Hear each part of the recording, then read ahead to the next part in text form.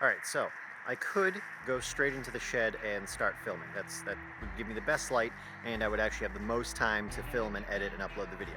However, I don't know if you guys have seen much of my yard. It's covered in all these leaves, and unfortunately, I don't have a leaf blower or anything like that. And it's a very large yard. We have about 2 acres. Granted, a lot of it is the field, so I don't have to rake that. But a good amount of it is the yard. And doing it by hand is going to take a while, and I've been putting it off, and I really should try to get some done this week because it's starting to freeze, and if it starts to snow, then I'm screwed. So I am going to take as much time as I can until the sun goes down to actually rake the yard. I'm probably only going to get about a quarter done, maybe, if that. But it's going to be good progress, and I'll feel good for having done it, and I'm pretty sure I can count it as my workout, but I won't. But yeah, so I'm going to get that done. Smart move, though. I was walking the dog, and I actually decided to head over to the shed and get the space heater going. So that's going to be running for about, I don't know, I would guess half an hour to an hour before I get in there, and we'll actually get a good example of whether or not that thing can heat that space. So I'm off to rake the yard.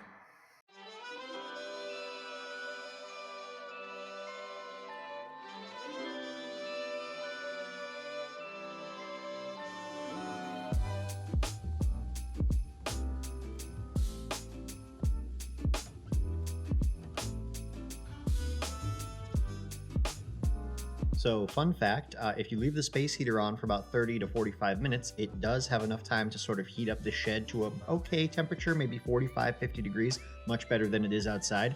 However, you don't want to do that on a day where you first rake most of your yard. Welcome back to the shed, guys. I'm Josh, and today we're going to be talking about our 14th life change in our 30 life changes in 30 days challenge. Today's life change is going to be one that's sort of meant to be more of a fun, rewarding type thing, as opposed to a challenging, demanding, though rewarding sort of change that we've been going with so far, like the waking up early, the sticking to a strict diet, or at least a strict eating time, forcing myself to do media uploads, video and photo every day, working out, things like that. This is going to be one that's sort of just like, you've done an okay job. Sit down, enjoy yourself. And the way that I'm going to do that is with movies, specifically watching one movie every week. I realize once a week isn't as good as every day, but once a week is how I feel like this is sort of something I can fit in.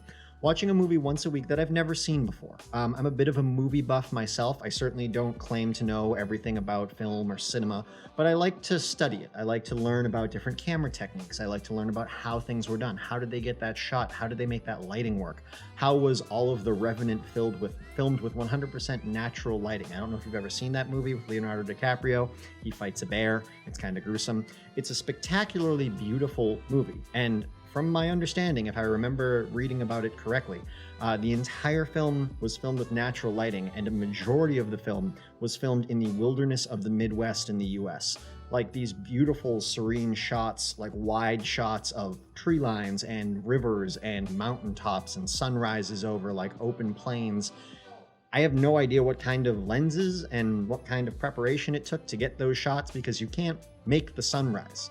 So you get like one take a day if you want to get a scene where the sun is rising and your characters are doing something in that shot, or the sun is setting, or anything like that. You literally have to plan those around the earth moving. So stuff like that. And I have quite a collection of movies. I have about 130 individual Blu-rays. I do Blu-rays. I don't do DVDs because it's a dead technology. I don't do 4K, even though I do have a 4K 84-inch television, which I got on a great sale. I'm not wealthy or anything like that. I saw it. I knew I wanted to have an awesome sort of like entertainment system when I bought my first house. So I have a surround sound system. I have a huge TV. I have like a high quality player and stuff like that. And so I'm happy with Blu-ray. The quality's good enough. My Blu-ray player converts to 4K. My TV is great. So anyways, I want to start getting through some of my back catalog of movies that I've purchased but have never watched. I have tons of movies that I own that I've seen a million times that are my favorites for various reasons. Some of them most people would consider junk, but I like them for specific reasons, maybe nostalgia, maybe one specific aspect of the film, soundtrack, or something like that, an actor that I like. And then I have some that I've bought because they're like classics or acclaimed films that I've just never gotten around to watching. That's not the case for most of them. I have watched through most of my collection, but there are also some films that I've never watched all of. For example, I've never made it all the way through Citizen Kane. A lot of people consider that to be one of the best movies ever made for various reasons, and whether or not you're into cinema and film as like an art, you might not find that movie very interesting, but it is highly ranked as one of the most like cinematic masterpieces out there, at least from its generation. So I'd like to get through something like that. There's also a lot of older classics that sort of somewhat modern classics are based off of that I haven't gone back and watched. So for example, Scarface is based off of an older classic by the name, I think it's A Mad, Mad, Mad, Mad World or something like that. I believe that's the connection.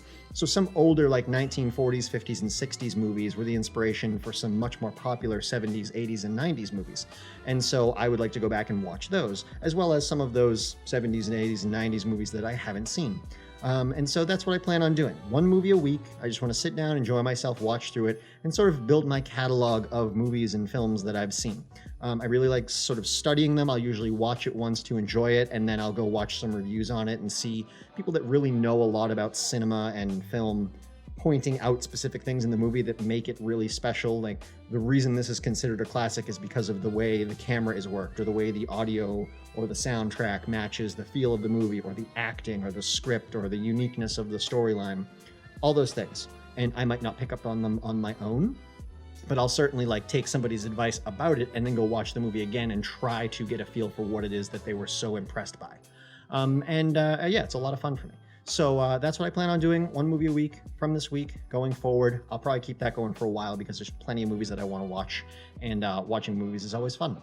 So I hope you guys have enjoyed this video. Thanks for checking it out. If you haven't had time yet, please go back and watch the previous videos, or at the very least watch the first one, because that'll explain what I'm doing here, what this whole challenge is, and why I'm putting myself through this, or at least what it is I'm putting myself through. I haven't really come across why I'm putting myself through this yet, other than self-improvement, I suppose. Maybe that's the hopeful end goal.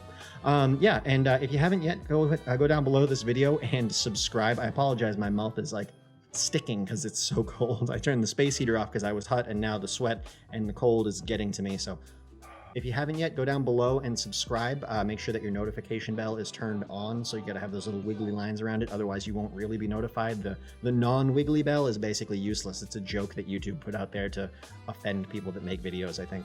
But yeah, if you subscribe, you'll be guaranteed to never miss a notification for a new video when I upload, which is usually later in the day, but I might have some morning videos coming out depending on if I can continue to get out of bed earlier and earlier every day, and use that time wisely. But anyways, yeah, thanks for checking this video out, and hopefully I will see you guys tomorrow. Have a good one.